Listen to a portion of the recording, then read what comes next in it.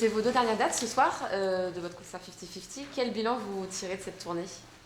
Je ne l'ai pas vu passer la tournée parce qu'elle a duré 2 ans et demi à peu près.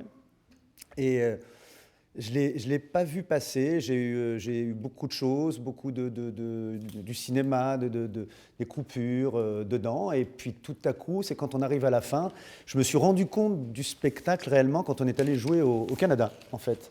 C'est-à-dire avant Noël. On est allé jouer au Canada, puis tout à coup, je me suis dit, tiens, il faut que je le réadapte. Donc il faut que je me replonge dedans, chose que je n'avais pas vraiment eu l'occasion de faire.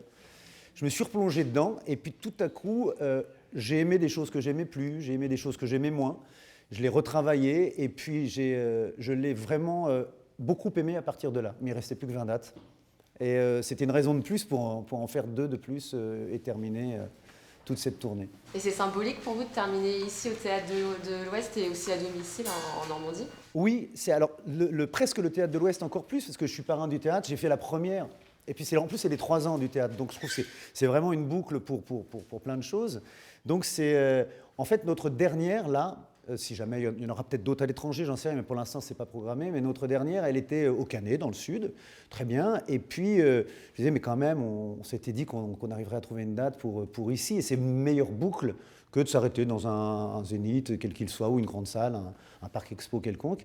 Et je m'en foutais de la taille, moi, que ce soit grand ou petit. L'essentiel, c'était d'avoir une vraie boucle, une vraie fin. Et voilà, et je pense que symboliquement, effectivement, l'endroit où j'ai commencé est le meilleur endroit pour terminer. Et est-ce que c'est plus stressant de jouer dans une petite salle comme celle-ci ou dans un grand zénith? Non, oui, ça pourrait être plus stressant de jouer dans une toute petite salle parce qu'ils sont tout au bord, quoi. Si les gens ont mauvaise haleine, je le sens au premier rang, mais c'est... Oui, c'est tout aussi stressant. Je ne suis pas d'un naturel très stressé à jouer, hein, mais ce soir, je suis un peu stressé parce que je suis un peu malade, donc je ne veux pas que ça se voit. Mais sinon, non, c'est pas plus stressant. C'est juste pas la même énergie. C'est pas la même énergie. Dans un zénith, c'est comme si on conduisait une Ferrari. Chaque moment, j'ai jamais conduit de Ferrari, mais enfin une voiture de sport. Chaque moment et chaque virage est à négocier. Il faut être très, très, très concentré sur la route. Qu'on finit par ne plus voir. Je sais pas si c'est parce qu'il faut, ce sont des passages de vitesse, des faut aller à droite, à gauche. Je pense que dans 24 heures du Mans, les mecs, c'est plus la route qu'ils voient, c'est des bords. D'ailleurs, ça se referme comme ça.